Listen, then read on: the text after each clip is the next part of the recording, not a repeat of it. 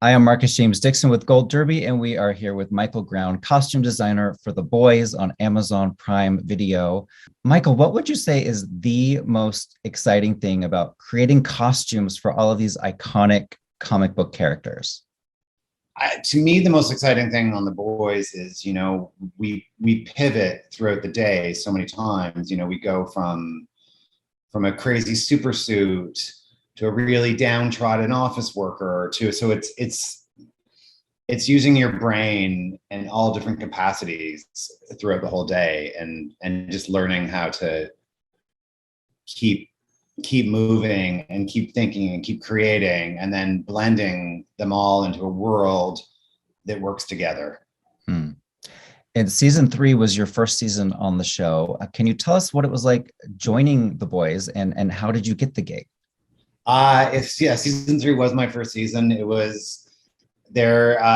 LJ, who did the original 7 designs, was on a mad hunt to find a costume designer that she could work well with. LJ is now an associate producer, and so my name came up, and I was doing one of the COVID drives between New York and Toronto, heading to see my family and do a 2-week quarantine, and the phone rang, and it was LJ, and then it just kind of quickly, I had a meeting with Eric and Michaela, and then all of a sudden I was signed on to this monster show. Season 3 introduced a brand new character, Soldier Boy, played by Jensen Ackles. When a new character comes in, how much discussion and work and time goes into what the clothes should look like, what they should feel like? Because I mean, it's different than a one-off guest star, I imagine. Absolutely. So Soldier Boy is actually one of LJ's characters. So that is like a 6-month to a year process of creating R&D, developing fabrics, developing designs, and then slowly getting into the mock-up fittings. It's a long haul of intensive fittings and making sure the suit can work for all the action and getting a bit of a layout from Eric on what we're going to have to do and the action that's going to come, and just making sure that the suits are fully functional for everything that we need to do to keep the cameras rolling, to keep the entertainment coming. And the 6th episode was a big one, Herogasm. It went viral for all of the reasons you would expect. This was the episode where the characters go to the superhero orgy and things get very violent at the end. Yes. How many costumes would you say were in those scenes, and how much longer did this episode take, than a normal episode would? So I designed probably 30 orgy centric super suits. So for that, that was probably a 4-month process. Wow. Of illustrations, and it was so for that it was we did design all the masks, all the gauntlets, all the armor, and everything else. We just didn't have to do the bodies of it all. But it was, and it was, when you're working in that kind of a situation, you have just making sure that, people are comfortable and they're covered where they need to be covered. And we're showing enough, showing what they're comfortable showing, and just to bring, the entertainment and to allow the audience who's been dying for Herogasm since The Boys began production for season 1. It was just putting as much out there as we can, but with the most comfort of the cast, so that they could perform. And what happens to all the costumes when you're done, rolling film? Do they just kind of sit in a warehouse, or what happens to them? So any superheroes and any iconic characters that were, either we hold them here in Toronto if we're not sure if they're going to come back or not, or they go to Sony archives for one day when we'll need to set them up or present them somewhere, and then they're all kept nice and safe and dry and ready to go.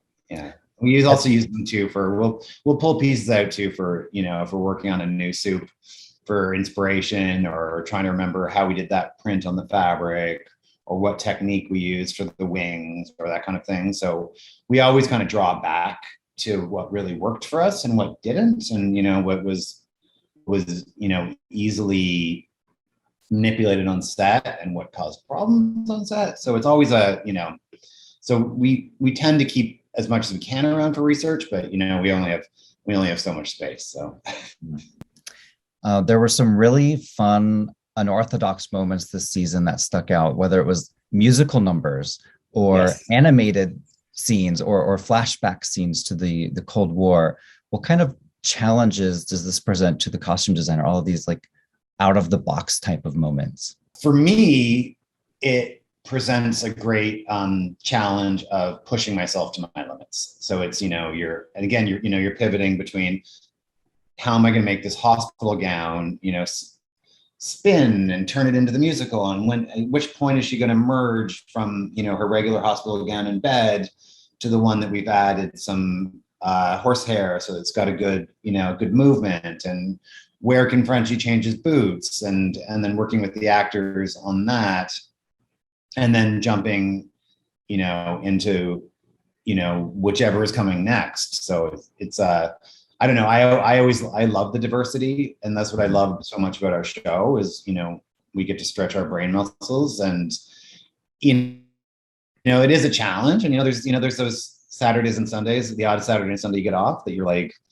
everything just needs to be really quiet for a couple of days so you can just kind of recharge and be ready to get back in there on Monday and start pumping it out again.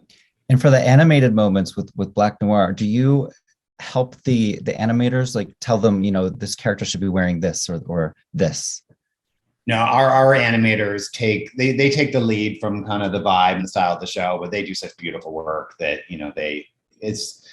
all the HODs work so tightly together on our show, which is one of the main reasons it is such a success, because between stunts and special effects and visual effects and prosthetics, we all have such a great working relationship, and we all know what each other needs. So we're all there to jump in for each other and help wherever we can, and keep an open line of communication for any questions.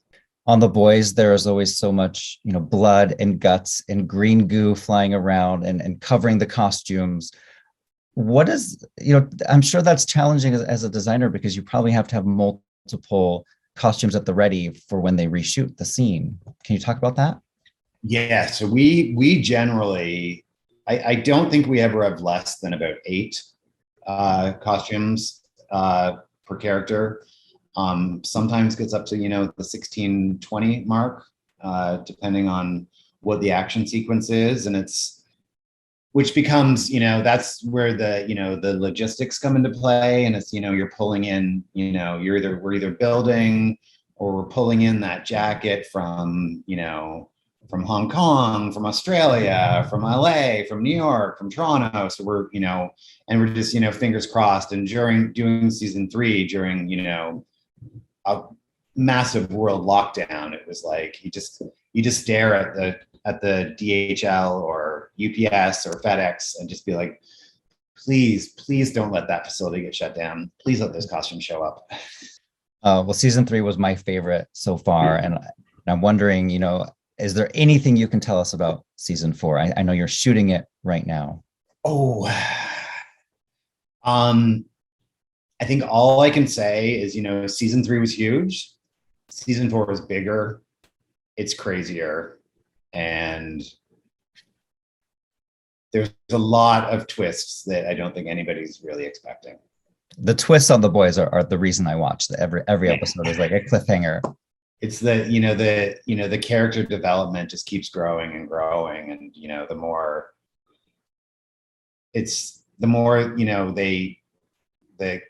the characters, learn from what's happened in the past. And so so I think that's all I can say about season 4 without getting into a lot of trouble. No, I love it. That's a good tease. So thank you for chatting with us, and stick around. We'll do a group panel at the end. I am Marcus James Dixon with Gold Derby, and we are here with Leslie Kavanagh, the costume designer for The Handmaid's Tale on Hulu. Leslie, can you talk about what it's like joining the show that's already so popular and has this instantly recognizable costume aesthetic worldwide? Everyone knows the red, Handmaid's outfits. Was there a lot of pressure? when you come in already in a show that's been established, there's always those feelings of what can I do? What can I bring to the table? And the thing for me that was really fun and exciting is that this season, season 5, the show has gone in a slightly different trajectory where we followed June Osborne, and her journey has taken her into the free world of Canada and in Toronto specifically. And it was a really great opportunity to be able to explore what is her character now and her storyline, because you can't go backwards. We've seen her in the past in flashbacks prior when she was knee deep in Gilead in the first couple of seasons, but she's not that person anymore. So who is June, and how have all of her traumas and experiences, informed her of her choices to bring her into what she is now in Toronto? And it was really quite an honor in some ways. Anne Crabtree, who designed seasons 1 and 2 of this show, really set the tone and the flavor and the feeling for these iconic looks. And I really embraced the challenge of how can I work with what has been established, but also push the boundaries a little bit to put my own stamp on it, but also to show within the show that Gilead itself isn't static, that they are moving a little bit, because that's what season 5 is all about, is them trying to show the world that, hey, we're good, we're cool, come see our way of life, and trying to promote that. And so it was fun to be able to just push the boundaries just a little bit. And speaking of pushing the boundaries, I mean, the second episode, the funeral, it was called Ballet. That the costumes in that funeral procession scene were so just amazing to look at. Some things that you've never seen as a viewer. Specifically, the handmaids wearing the black with the red veil and the red sleeves. What was the inspiration for their look? And then we'll talk about some of the other characters. So when I first came in, we shoot in blocks here on The Handmaid's Tale, meaning we do 2 scripts together when you're shooting. And luckily for me as a costume designer, the first episode was direct continuity from season 4. So I really can't take too much credit for the costumes in there, because they had been established. We made some tweaks and that type of thing to those costumes. So I could put all of my energy into what was the funeral for Gilead. At the time when we shot the funeral, it was the biggest undertaking of all of the seasons of the show, for the sheer amount of numbers of background and cast that were in full Gilead attire from head to toe. So that was a big challenge for us in the costume department, dressing everybody. And the inspiration really was, how do we make this a very, real pomp and circumstance ceremony, because this is where Gilead is putting themselves on show for all the world to see, and where they're really trying to sell that they are this great nation. So it had to be a real showstopper, and it had to have a lot of extra kibbles and bits on everything, which was really fun to do. And also showing the real hierarchy and changes of basically class system within Gilead, from the Marthas, the aunts, the Econo people that wear gray, to the handmaids, the wives, the commanders, and was really making sure that every single division within Gilead had something special happening for them in that procession. The funeral itself was intercut with the ballet in Canada. So we see Serena in black and then June in white. And it was such an interesting juxtaposition. Can you talk about that? So Serena, for me, had to be a real showstopper for sure. The whole reason she goes back to Gilead for this funeral is to emphasize, or hope that she emphasizes, that she's got power because she is pregnant with the commander's baby. And of course, that's really a very special thing to happen there. And she's sort of making some power moves for herself. So for her, I really, really, really needed all attention to be on her as a grieving widow, and how will she show sympathy, or receive sympathy from people watching, but also make power moves. And she was scripted originally to be head to toe black. And in my early days of researching and fabric swatching and things of that nature, we came across this amazing midnight teal silk velvet. And that was it for me. I was like, I have to have this. This is sort of marries the grieving widow, but also keeps her in, I sort of feel like, a slight undertone of a commander, because that's how she's trying to position herself. Because of course, anyone that watches the show knows that women in Gilead really have no say or power. And she's trying to make a power move that way. And luckily, when I gave my best pitch, all the powers that be, Lizzie Moss was directing us, and she's also a producer and, of course, the star of the show. So she was very on board. Warren Little was on board. Bruce was on. Everyone got on board with that midnight teal. And then it was just trying to play with June being in Toronto. Using white was, as anyone on this panel can tell you, from Caution Design, white's a danger color for on camera. But for this specific thing was to be able to showcase her in the crowd, because there's a lot of crowd scenes when she's out with Luke looking up at the big jumbotrons and where she sees the funeral. And also in the ballet house, while they are watching the ballet, the lights are down. How can I make the focus go to her and Luke in that moment? And then the sort of good and evil side of playing colors against each other. That white for us was symbolizing, when Lizzie and I talked about, white was trying to symbolize that June's hopeful in this moment. She finally is having a moment of peace. She surrenders to it for the first time, that maybe life will be somewhat okay in Toronto. And we wanted to use that color as sort of to showcase that. And then, of course, it all comes crashing down at the end when she looks up and she's like, uh-oh. So that was sort of the feelings behind that. That might be my favorite moment in all 5 seasons of The Handmaid's Tale, when they're looking at each other through the screen. I love how there's a new color of clothing in Gilead that catches June's eye, and that's purple, the color worn by the young girls who are of age to go to wife school. Can you talk about this new design?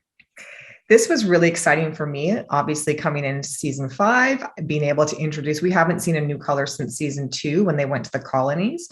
And so this was really, really exciting for me. It was scripted as a plum color. There was no definitive tone or anything at that time. It was just to showcase a different color. So I got to be able to be very creative and play around dyeing fabrics, playing around with swatching and mix and matching colors. Traditionally in the show, we've seen little boys in like a very light powdery blue and then little girls in powdery pink. I played around with mixing those colors to see what would come out.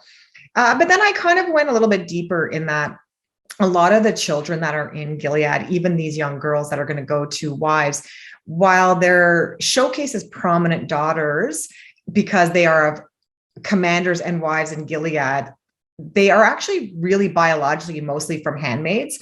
So I played around with the handmaid's red and the wife teal in doing dye colors to try to come up with a really interesting color tone. There's not just one specific shade. We've done a bit of a range to showcase for different things.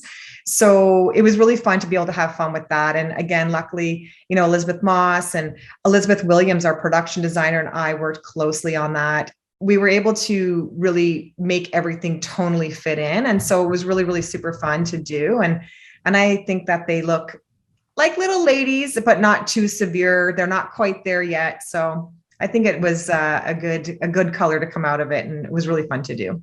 And we have to talk about Serena's jail look, which is kind of this pastel yellow, this lighter yellow color.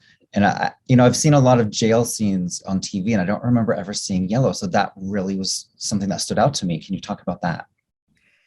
The jumpsuit was custom made. I made all those for that specific scene. And the yellow was, for me, to play against the severity of her situation.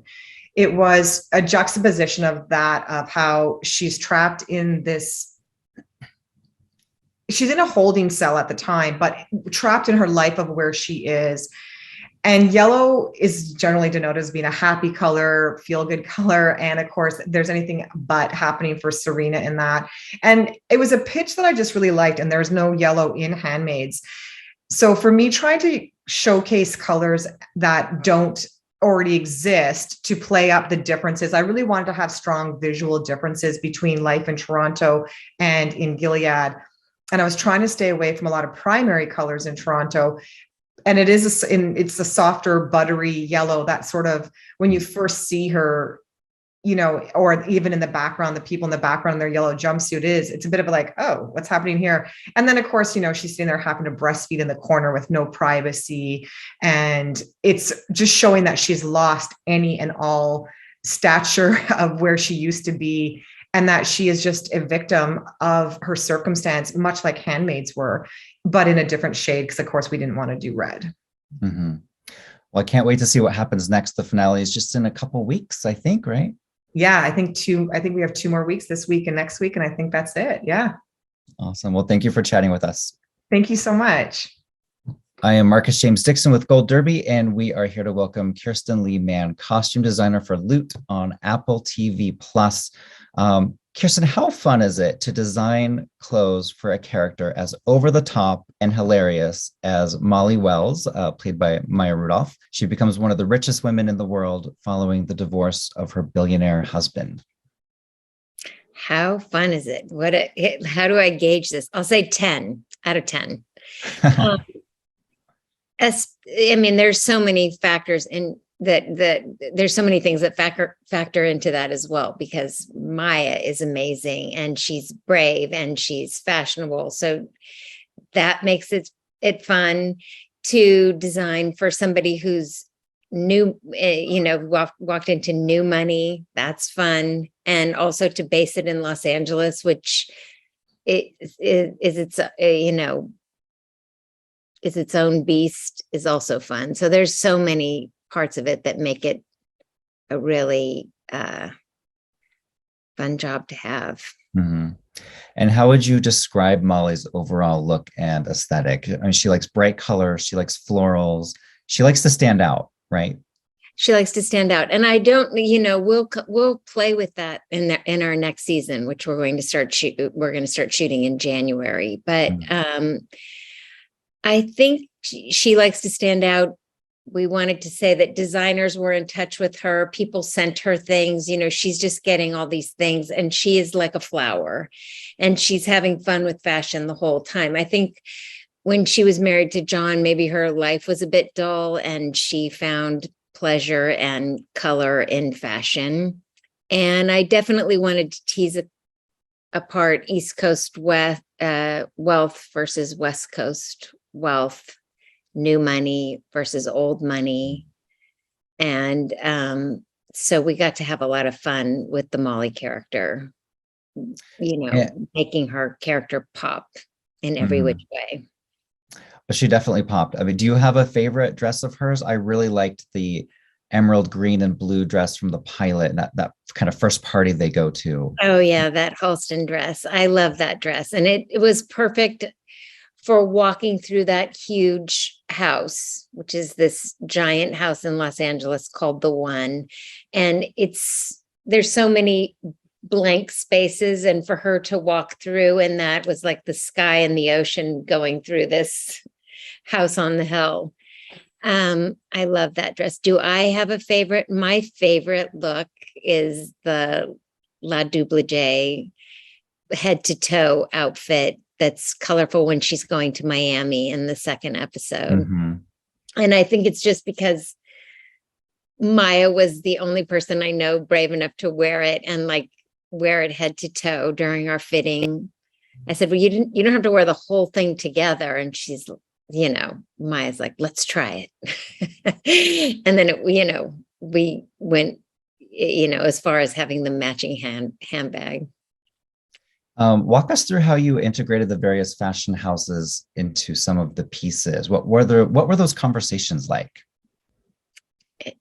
Wait, sorry, you mean how did I pick designers to? Yes, because you mentioned they will kind of pitch Molly, the character, and then how did that become part of the show? Oh, that in our minds, Molly is so wealthy that designers would send her things in hopes that she'd wear them. She's invited to Fashion Week. We just made it that she spends so much money that people courted her. Mm-hmm. And that she would get things in advance so that, she'd spend her money. Can you talk about the differences in the wardrobes between Molly and Sophia, played by Michaela J. Rodriguez? There's a definite separation there between these two strong female characters in terms of what they wear. Right.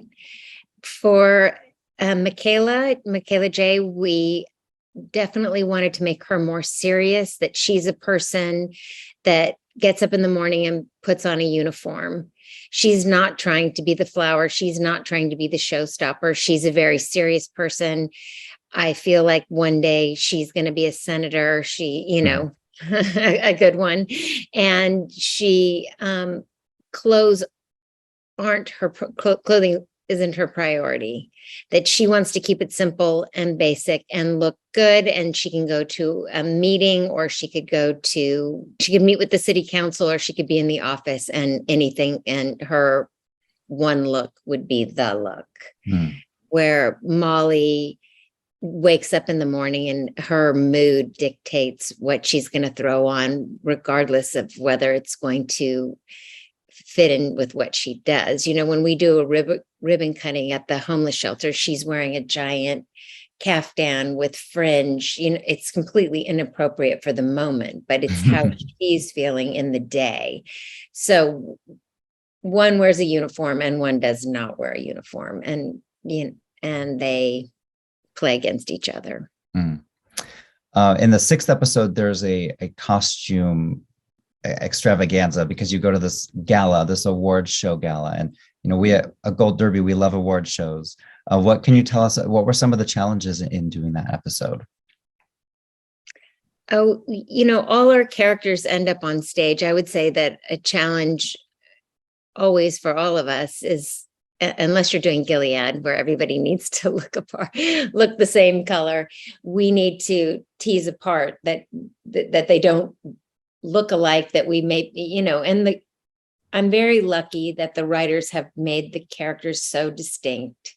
And so that each one of them gets to be the most glamorous that they would be, but that they all look unique, and that their characters shine through for that whole, when they're all up there together, and that everybody feels happy and comfortable. Yeah, it's such a fun ensemble, and that episode really kind of brought that home. In episode 9, the Nicholas character, he's wearing this plaid blue suit that really stands out, and in some ways, he's kind of the male version of Molly. He likes to be eye-catching with his clothes, doesn't he? Yes, and I think initially, Joel Kim Booster is amazing and looks great in everything. So I initially felt like he would be an accessory to Molly. And I think we worked it through the season. If you notice, they always kind of go together. He makes himself her handbag, that he would go, when the outfits that he's setting out for her, he makes sure that they're never clashing. They always kind of match in an odd way. Mm-hmm. And he was so game, and he does look great in everything. So he's a fun model. And I think that was the episode on Joel. Yeah, I think that was the one where he kind of puts her blue dress out and is like, this is the one that she's going to wear. And then it gets covered in shaving cream or whipped cream or something by an angry protester. Yes. She gets pied in an Alexander McQueen dress. Believe me, in our department, that's not a cheap stunt. But we were prepared to do a lot, and that's ruining a lot of beautiful dresses. That dress is so gorgeous. But our creator and writer, Alan Yang, was directing that episode, and he's a fashion fan. So he definitely helped us out and didn't ruin too many. It did it quickly in very few takes. But that is something to think about. And not as much as Michael has to think about those stunts, watching those things as a costume designer and thinking how many costumes he needs to line up. Getting pied is minimal in comparison. It was such a fun show, and I can't wait for season 2. You're filming it now? Is that what you said, or January? We're going to start filming in January in Los Angeles. So at what point do you start having the conversations for the new designs? Or are you just always designing, in the background? Maya and I actually have a little photo share album. And so we send things back and forth to each other. We're always kind of thinking, this is our 7th project together. We're always kind of brainstorming what direction Molly will go in. And that's fun to have that relationship with an actor and feel excited, and encouraging each other to push Molly's character. Awesome. Thank you so much, Kirston. Thank you.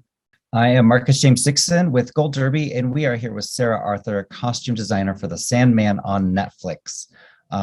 Sarah, this show is adapted from Neil Gaiman's comics, and so I'm wondering, for the costumes, how much inspiration did you take from the source material, and how much was kind of your own imagination? When we started this project, it was very clear that both Neil Gaiman and Alan Heinberg, the exec producer, wanted to stay as close to the comics as possible. So that was the way we went forward with it. But obviously the comics were written quite a few decades ago. So where we were filming in present day, 2020, we had to update the look to accommodate that. But so by doing so, I stuck with colors that represented the characters from the comics. But so that's how we started the process.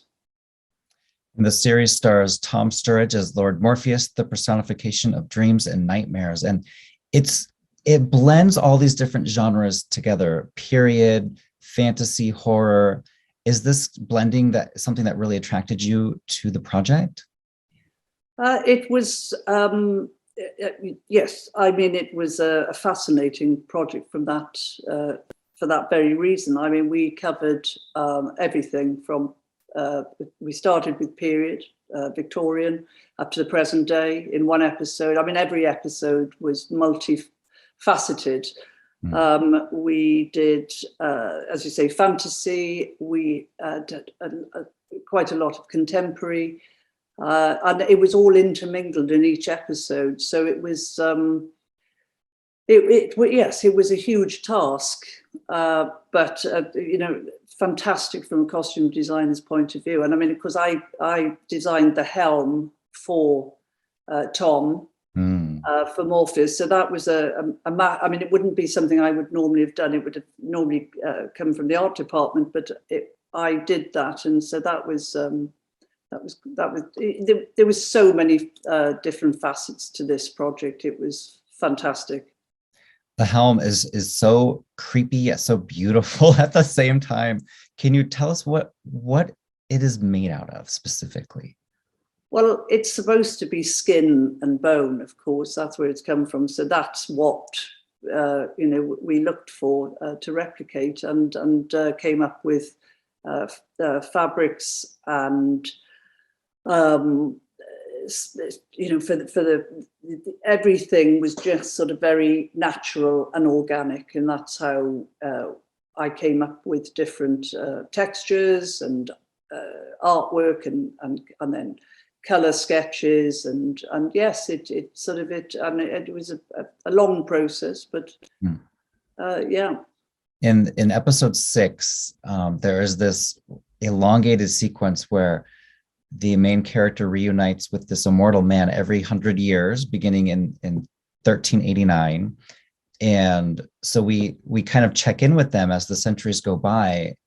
Was this kind of a dream to work on? Like, you get to go into every century imaginable as a costume designer?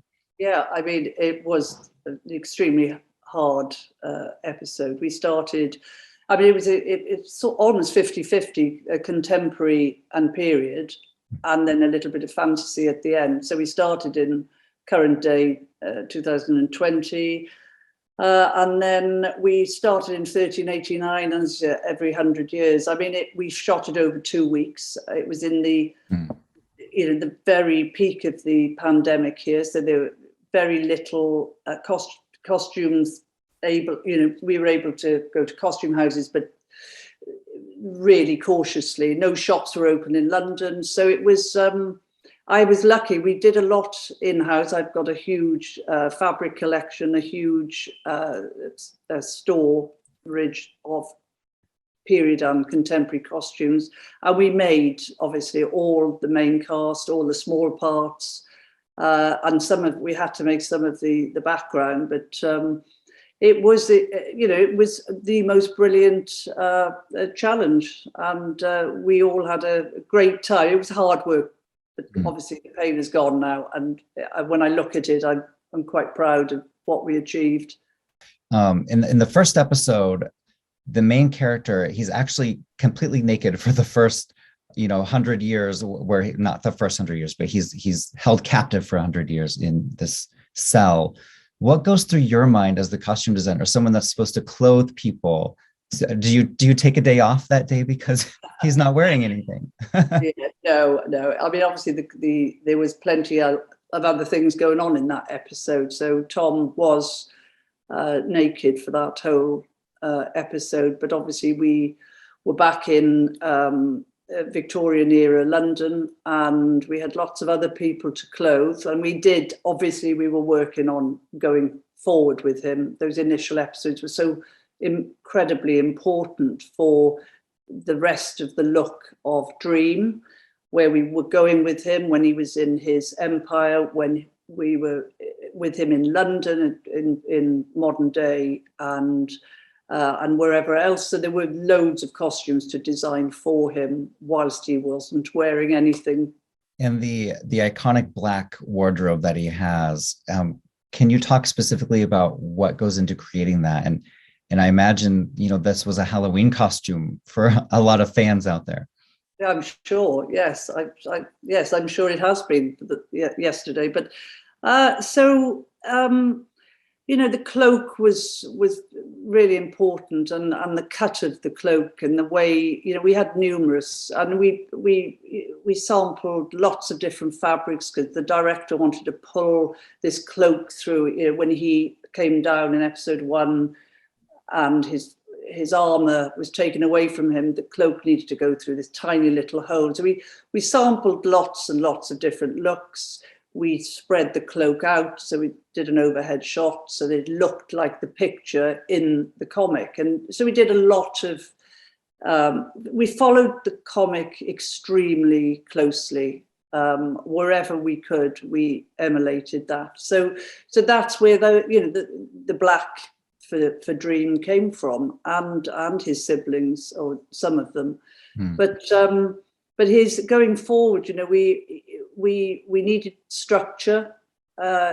We needed fine lines. He needed to be, this strong, especially as the episodes progressed, and he got all his battle, his helm back, and his ruby and his sand, and he became stronger and stronger. So I tried to create a look that gave him stature and strength going through these episodes. And we could talk for hours about all the guest stars and all their different garments, but I kind of want to focus on Gwendolyn Christie as Lucifer, the ruler of hell. She starts out by wearing the white, and then she changes to the black leather when they go to battle. What was the inspiration for those looks? Well, that's slightly more complex.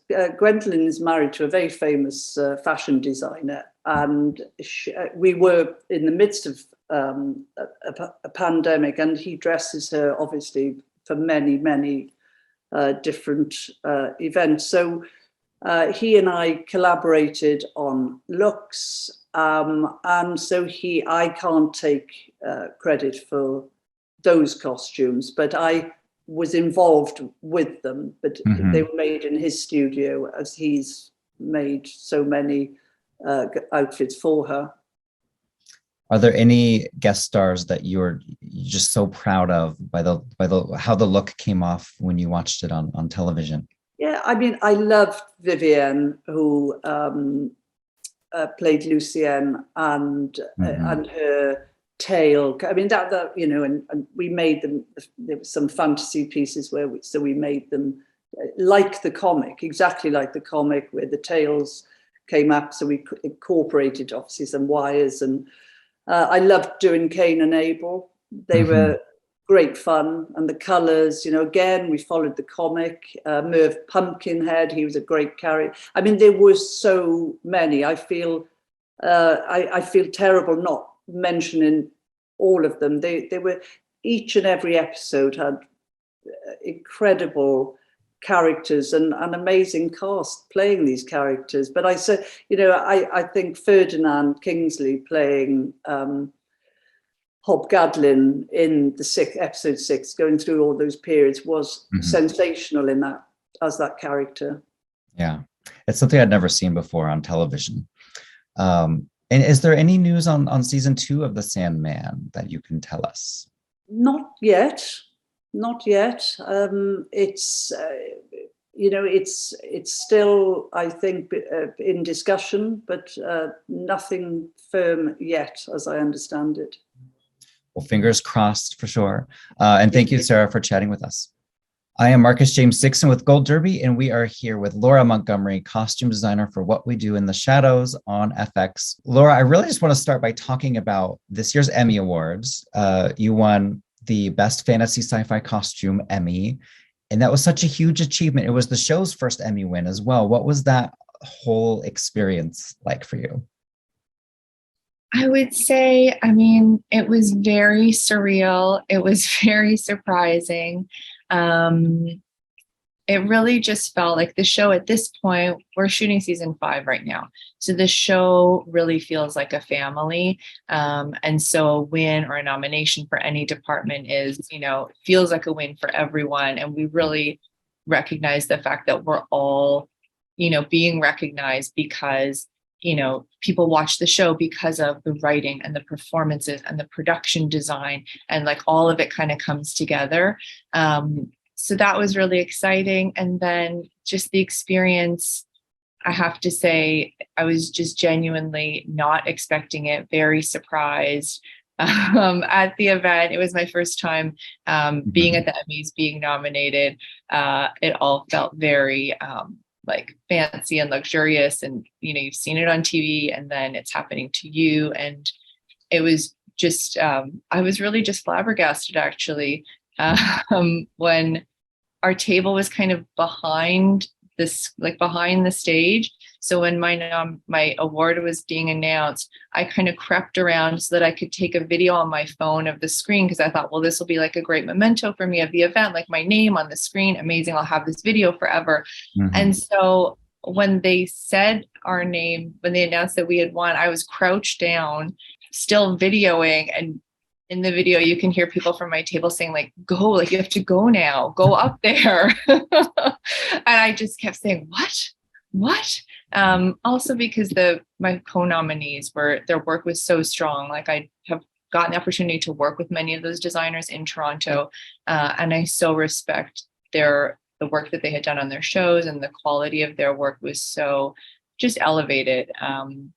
Some of the costumes I'd seen in person just the day before at the FIDM Museum in Los Angeles. So getting to see them in person, and then it was, just really nice to be recognized in that group as a 22-minute vampire comedy show. It's like, it's kind of still mind-blowing to me. I don't know. I mean, TV is there's so many shows on nowadays. Just to get nominated, I mean, it's a cliche, but it's an honor. And so, I mean, to win, I'm just huge congrats to you and your whole team. And can you talk about, so season 4, you know, the show is not a spring chicken anymore. Can you tell us about some of the new designs for the season? I mean, the vampire nightclub stands out to me. And during the opening of that nightclub, Nadja is wearing the stunning blood red dress with 2 hats on her head. Yeah, exactly. I mean, once you get into season 4, you've built closets, you've established the characters. And so we're always hoping for something new to, like, pardon the pun, but sink our teeth into, because we can keep doing, and they're vampires, their styles don't ever change either. So to have the opportunity for them to open a nightclub, it's like, okay, great. Now it's a whole new door of costumes that we've never seen before. They've never worn, they haven't owned.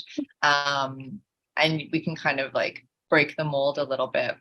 So that was the best part, I think, was being able to do. So it was mostly Nadia because she opened the nightclub. So she had all of her nightclub costumes.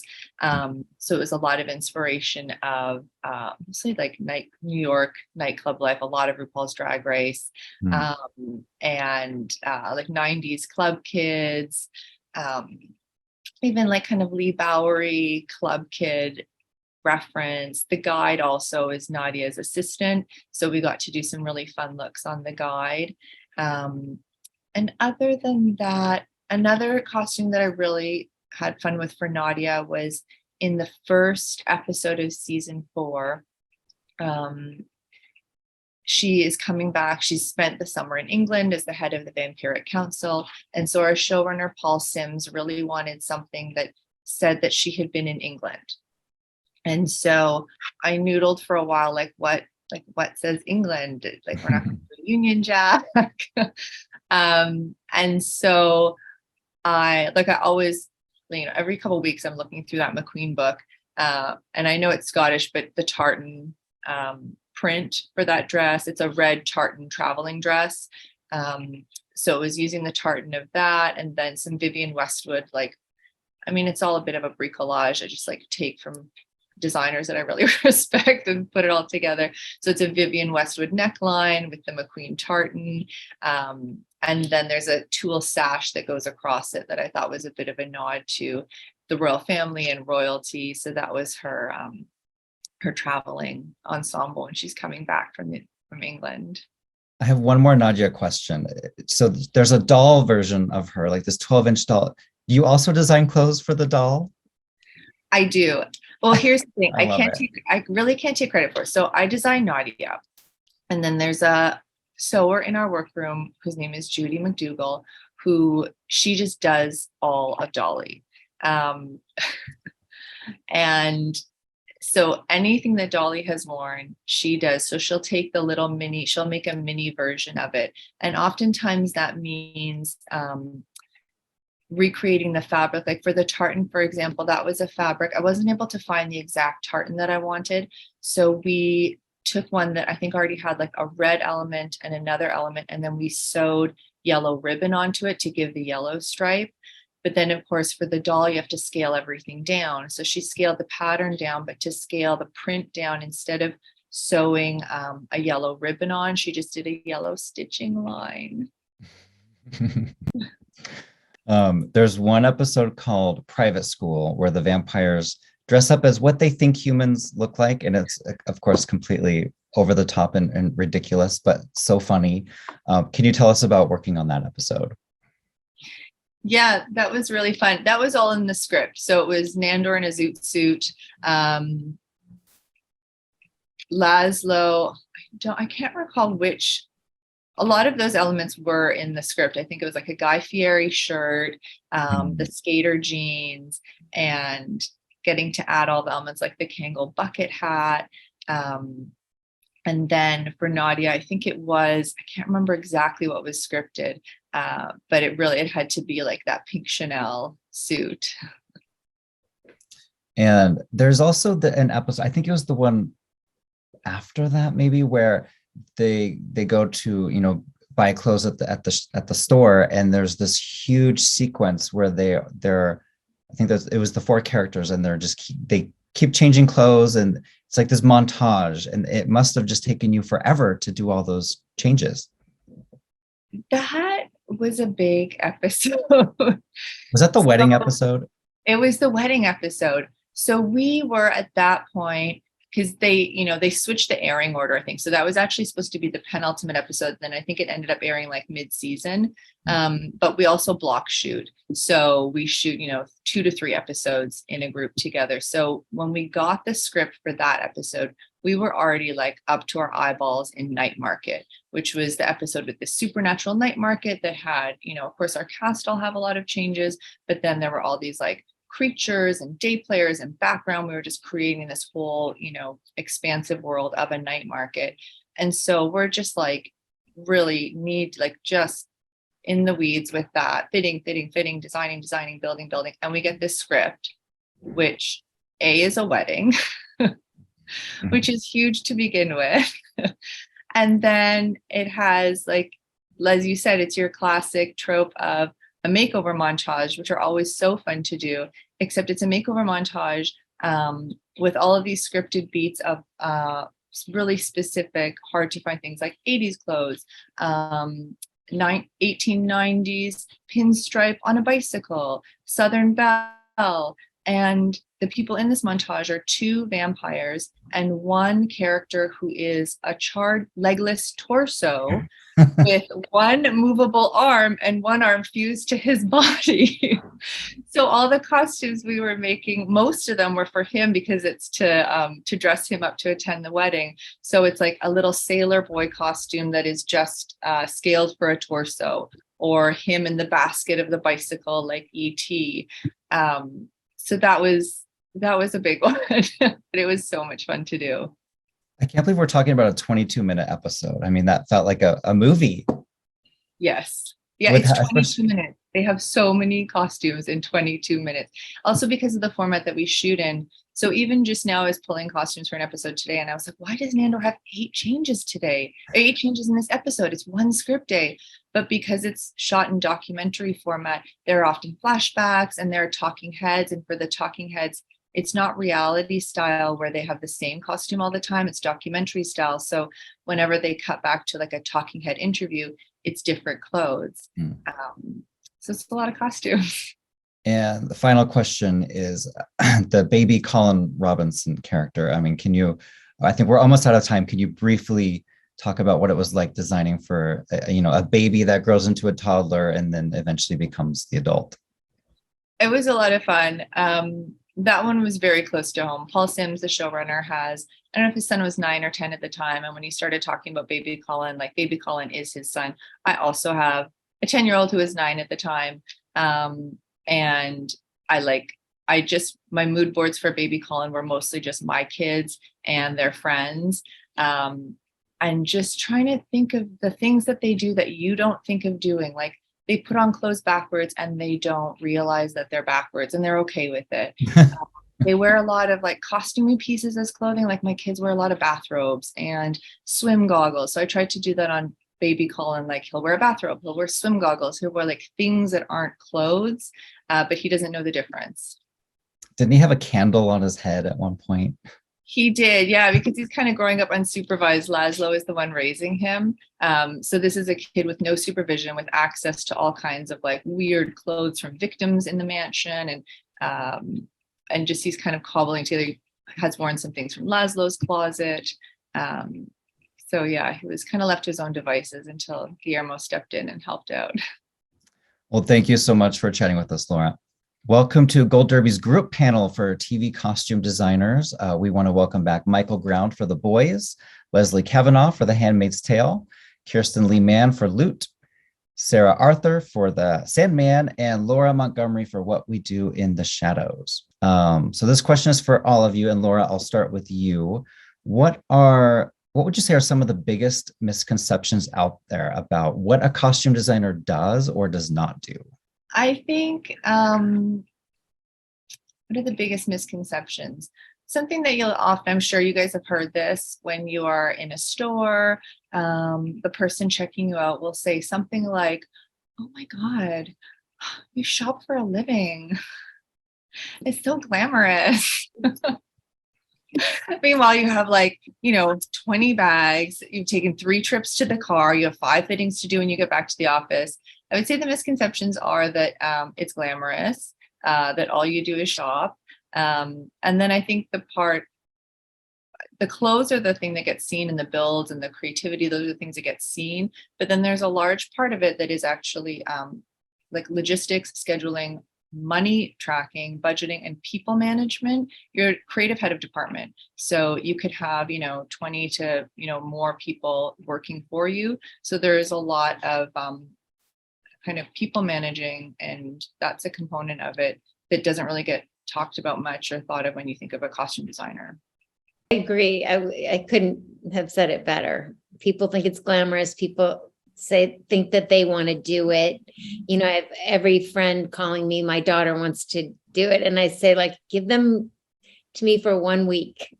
And not many of them stick around after cleaning shoes or dyeing something or, A lot harder than anyone ever thinks it is.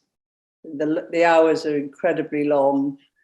And, today I've been stood in the middle of a field in the pouring rain, up to my knees in mud, terrible weather. It's not glamorous. Most of the on this particular job, it's not, definitely. I would say that Laura said it the best. It's, I can't tell you the amount of times where on day 28 straight of 18-hour days, somebody's like, "Oh, your job's so much fun."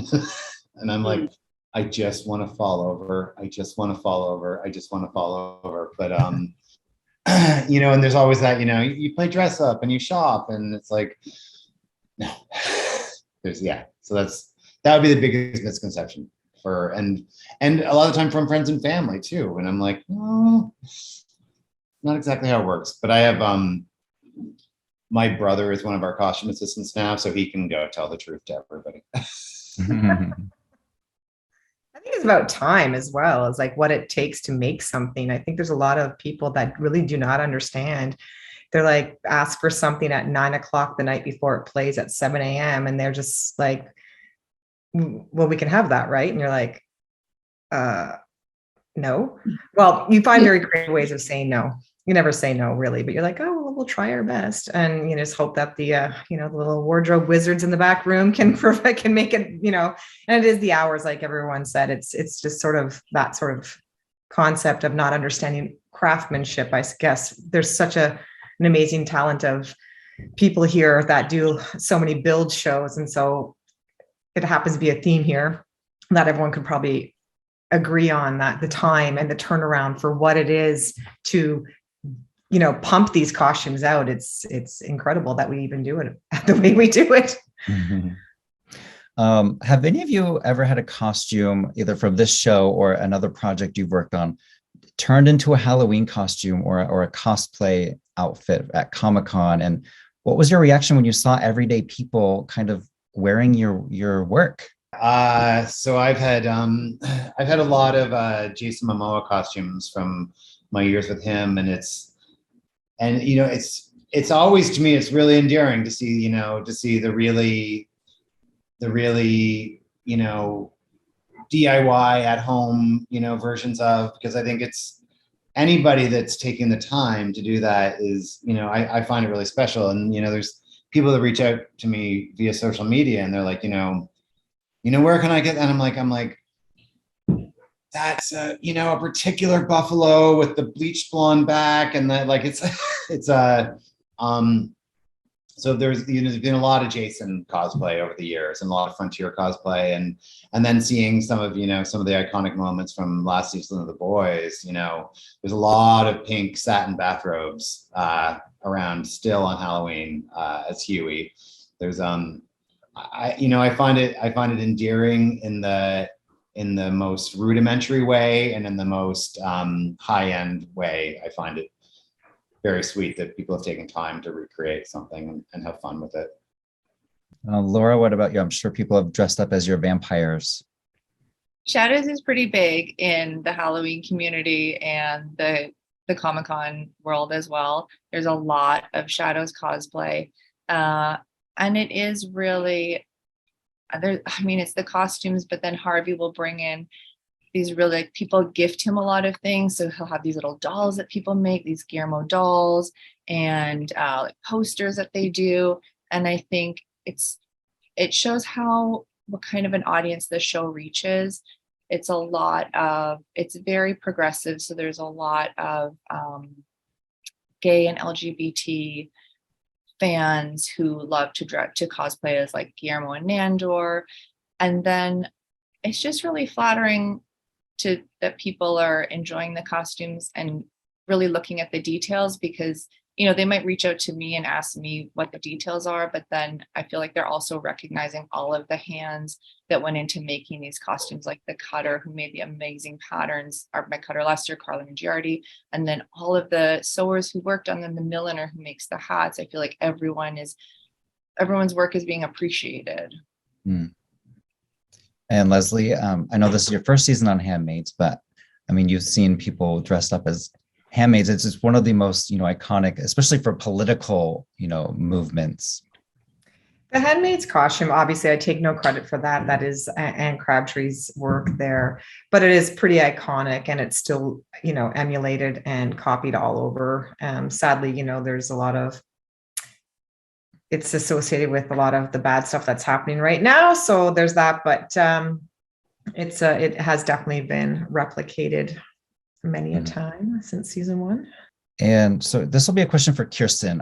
Growing up, what were some of the iconic costumes on film or television that really caught your eye and made you kind of go, maybe this is something I want to do for a living?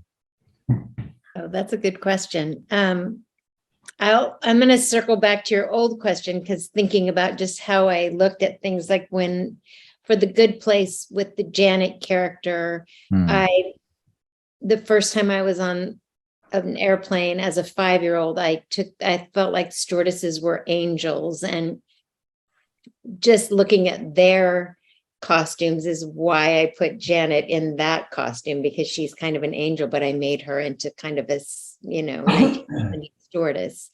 And so I think it's never been outrageous costumes. It's been more about character. And I just like how people choose to represent themselves across the board. I could sit in any place in New York, and I just love the way people show themselves through their clothes, more than an outrageous costume. It's more character. Mm-hmm. Says me in a beige sweater. And Sarah, what about you? Any iconic, costumes when you were growing up and that really caught your eye? Yeah, I mean, I loved all the old films, or the Bette Davis, Rita Hayworth, or the I loved all the glamour in those old films as a young child. Every Christmas Eve we'd have these old films showing, and I think that was the start for me. I mean, I just, and I still do, I love glamorous shows. I seem to be getting more and more. I don't seem to have. I used to do a lot of current and contemporary projects, but I seem to be doing much more period, and that in itself is fantastic. The research that goes into it, but yeah, as a child, I loved all the the big dresses and My Fair Ladies, and that's what attracted me to costume. And what about you, Leslie? Oh gosh, my story is so not that interesting. I actually I know Mike and Laura, so they all know me because I worked my way up the ranks. I probably worked for them at some point, and I was a costume assistant. I had gone to theater school, and I sort of thought at one point I wanted to be on the other side of the camera, and then I just remember working on a play at theater school, and the school that I had gone to, if you were taking acting, you had to take a semester of stagecraft to understand what they do. And if you were in stagecraft, you had to take a semester of acting. So in my stagecraft semester, I was put in the costume department on this play. And my sister is a costume designer here in the city. And, people know her, and she can do anything. And I couldn't even sew a button. I'm not even joking. Like when I learned how to sew a button out of this costume, I might as well have just mounted Everest. Like I was just like, wow. And I remember calling my sister from university and collective course, because I was a student. And luckily she accepted the call. And I was just like, all I could say is like, I just sewed a button. And she's just like, and here's this woman that can do anything. She's like, but she was always so encouraging. And I just sort of worked my way up the ranks and sort of fell into it in some ways from, making the progression from each position. And here I am. For me, I grew up without television, and went to the movies the odd time as a kid. But for me, it was the city, and it was street style, and it was character, and it was people, and it was and there's still those iconic images I have of whatever neighborhood it was in Toronto at the time, of that person walking down the street on their way to the opera, or that person walking down the street to go work a corner, or, you know, all of the older kind of, you know, cooler kids on their way, you know, on their way out to a club. And then my years as a young teenager, just living in the nightlife of the city, and, you know, and experiencing people and experiencing how people created their characters. And I think so much of that has influenced kind of the way I approach my work. And Laura, how about you? I think for me, and it still is a lot about world building, and I mean, yeah, playing make believe and creating worlds. How do these characters make a reality? And so there was I did a lot of pretend play as a kid. Anne of Green Gables, being Canadian, Anne of Green Gables, we had a set of like made for TV movies in the 80s that I was really, really into. So my younger sister had to spend a lot of time with me putting on like all of the skirts, and then different, you know, just trying to approximate what the like turn of the century shape would be, and then locking her in a downstairs powder room and dressing it up with Afghans and having our like tea parties, and just kind of trying to be transported and recreate a world that we were watching on TV. Well, thank you, everyone. This has been I have learned so much about your profession that I didn't know before. And if there are any voters out there watching, the Costume Guild Designers Awards are coming up, and the Emmys are coming up. So please remember these great shows. Thank you. Thank you. Thank you.